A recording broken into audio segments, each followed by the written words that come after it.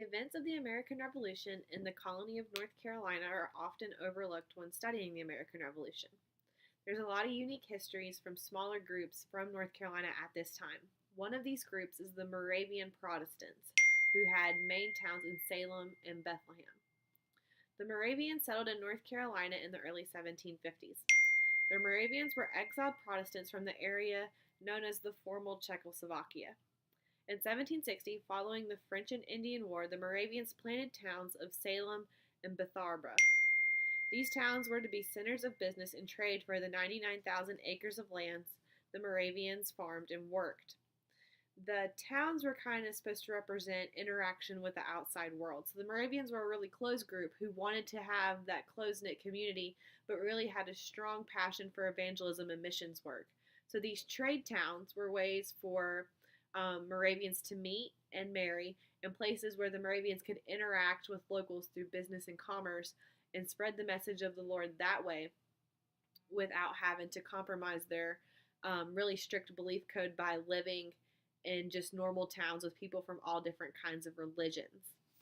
Okay, so the best way to kind of talk about what Salem did and the Moravians did during the Revolution was to look at the 7 observations by John R. Renwick. These observations give a really good layout of what the Moravians were doing during the American Revolution, kind of how they were affected in different ways. And through these 7 observations, we can incorporate other things from the rest of the readings on this subject. So the first thing that Renwick points out was that as a church, they were generally pacifist, but not always of a single mind. So basically meaning that from a doctrine standpoint, they tended to be pacifists. Like, they didn't believe in active warfare. They didn't think that was something they needed to partake in. But that doesn't necessarily go for everyone. Just because everyone believes in a certain ideal kind of could vary between the degrees of what you thought was best and what you thought was best to do in certain situations. They differed from congregation to congregation, from person to person, on what side they thought should win the war. So they weren't in a group that was predominantly patriots or predominantly loyalist. Everybody kind of had their own opinion. But by the end of the war, they accepted the American victory as providential. They decided that if the Americans won, then that was clearly God's will for them, and that's what should happen. And they accepted that and moved on further from that point of view. They claimed pacifism, viewed their mission of evangelism and missions work as a higher calling. So they didn't just use pacifism because they didn't believe in the war and they wanted to use it more as an excuse per se. They claimed that their overall mission of evangelism and missions work, reaching foreign people, was more important than the call to pick up arms and fight. I mean, and if you think about it, that kind of does make sense. Like, it's really hard to say you're trying to show God's love while you also have a musket in your hand and trying to shoot people for not believing the same form of government as best that you do. So that, in a way, it kind of makes sense that they were so dedicated to their pacifist beliefs. Okay? But their pacifism was also kind of a twofold system. There was really 2 main reasons why they clung so hard to this pacifism, and the first one was to keep members of their congregation out of the war.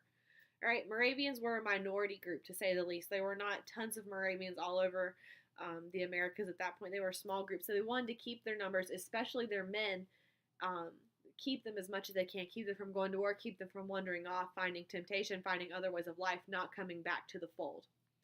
Okay, they also wanted to maintain their otherworldly lifestyle for centers like Salem. So if you weren't working in one of these towns like Old Salem, or Salem as it was called then, you were farming the 99,000 acres of lands. You either had a farm or you had a trade. You had something that kept you in this otherworldly lifestyle. So you weren't interacting with the world directly unless you lived in a town like Salem, and in which case you were only really interacting from a trade standpoint. It wasn't like you were living beside people, going to bars or pubs with people. You had a really distinct lifestyle, and they really wanted to preserve that. And if they sent men off to fight in the war or got really involved with the war effort for one side or the other, then that would contaminate this whole otherworldly lifestyle that they were trying to build, trying to make.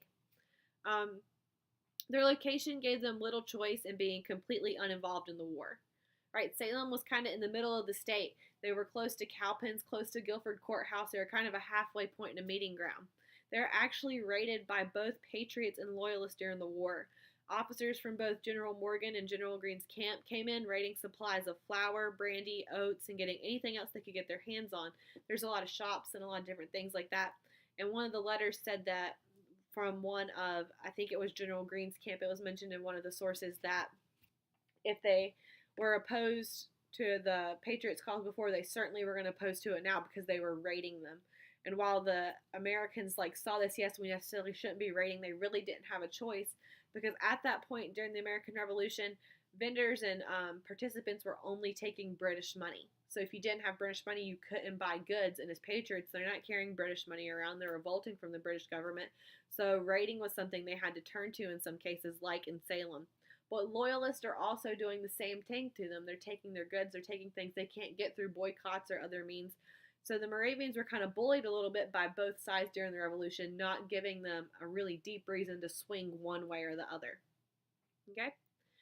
Centers of business and healing helped more than the rural communities, and centers like Bethlehem, Nazareth, Hope, and Salem provided aid. In one of the letters, General Greene actually moved his army hospital towards Salem.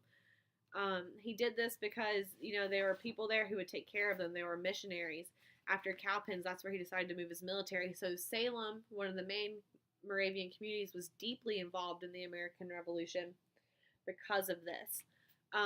Overall, the American Revolution caused a breakdown in communication with the International Moravian Church. The war caused a breakdown also in overseas missions, as well as devastated missions with Native Americans. So during the war, you can't get information back and forth. It's a war. So it's not only disrupting what's going on their international missions, sending people back and forth from the home churches, it's also devastating what they're doing with Native Americans, because Native Americans were pulled also on both sides during the war. And it really kind of skewed the view that Native Americans had of these Europeaners who are coming back over and not necessarily from there. So the American Revolution really kind of hurt their overall goal more than it really helped, if that makes sense. So while the Moravians necessarily didn't pick a tough side, they had a big impact in the war, but it wasn't one that was really measurable good or bad. They didn't make a huge contribution. They were the first group to openly celebrate the 4th of July. Now, they weren't celebrating with fireworks and that huge display of patriotism. They were celebrating peace. Peace finally coming to their land so they could get back to this lifestyle. They could get back to how their lives wanted to be, and not this terror that's messing up their communications, where different men are coming in and robbing their camps, where their men are being exposed to things they're normally not exposed to, and their people as a whole are. So overall, they were a people that lived apart and a people that strove to live for God. Their leader Spangenberg stated in a missions pamphlet, "Whether we live into the Lord, and whether we die into the Lord. So whether we live, therefore, or whether we die, we are the Lord's."